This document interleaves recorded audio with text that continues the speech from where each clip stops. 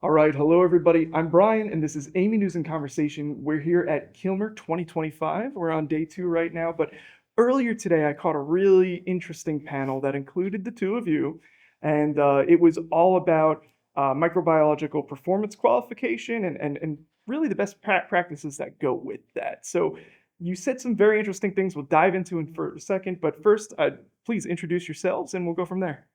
Yeah, so I'm Nicole McLees. I'm Global Director of Sterility Assurance at Olympus Corporation. I am Chris Anderson. I'm Director of the Sterilization Tiger Team for Johnson & Johnson. Yeah, and Nicole and Chris are probably familiar faces for a lot of you watching, just because you've both been involved in AMI standards for a while. So thank you for that. But today we're going to dive into what might be a new subject, at least for some of our members and participants, which is this idea, Nicole, you brought it up first, I believe, in the panel that, every once in a while when we're doing verification, you're going to have a biological indicator. You should be putting it in the most difficult to reach spots. And sometimes that's not possible. What do you do? Yeah, I mean, sometimes the design of these devices just don't allow you to do that, right? Well, But sometimes there are devices where sometimes you can't place the BI in the most difficult location. So then it's like, what do you do, right?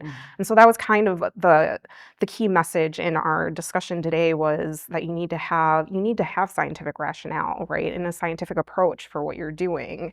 And I do think there are a lot of interpretations of the standard at this point, and the standard doesn't necessarily tell you the science, right? So that's where it's important that you are looking at the science when you're creating these challenges. right. So, for clarity's sake, we're simulating then that the difficult to reach spot is now going to be simulated in a different way. What is that process? How are we simulating it? Yeah, well, so if you can't place the BI in the most difficult to sterilize location because like the lumen is too narrow, you do want to try to simulate somehow, like by putting BI like in the end of a catheter and Mhm. capping that off so that you're showing that EO is penetrating that device.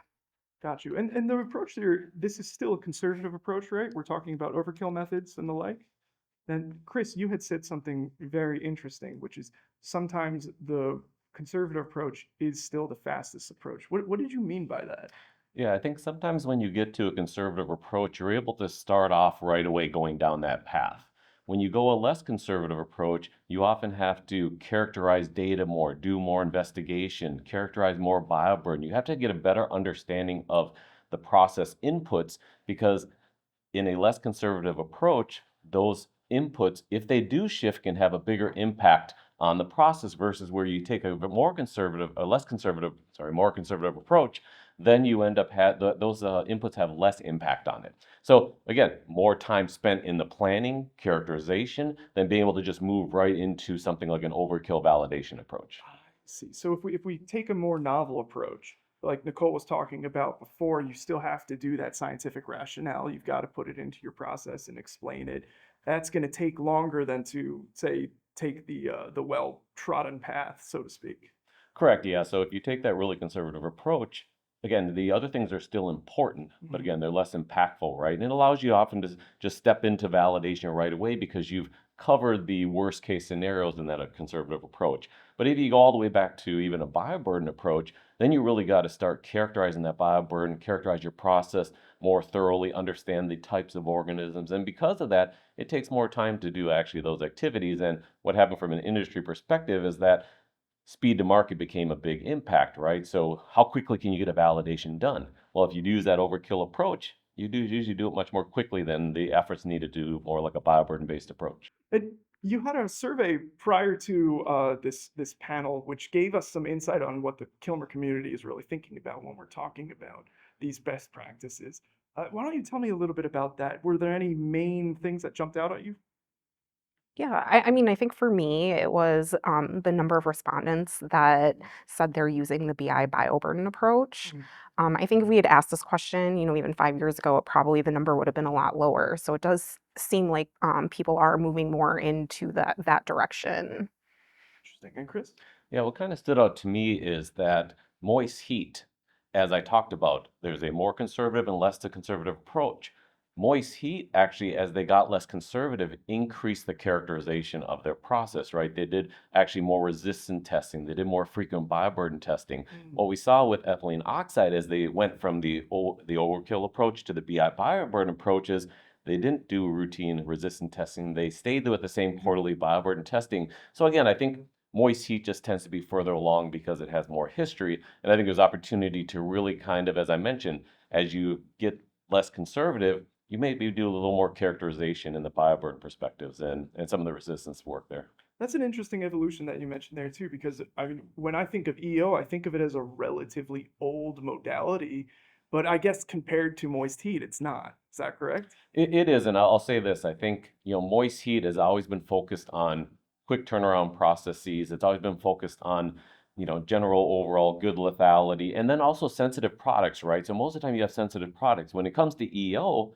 there's not a lot of sensitive products, so it was all about how quickly do you get to the validation process. So we did a lot of that work that I talked about back in like the 90s, right? A lot of that work was done where we did a lot more characterization. We did a lot more of the, bioburden estimation, looking at resistance, but always the path to speed to market, overkill kind of became the predominant approach. And because of that, we kind of got away from those other approaches, but now it's coming back because the challenges we have with ethylene oxide, trying to make our processes more efficient, and obviously responsible use of ethylene oxide as well.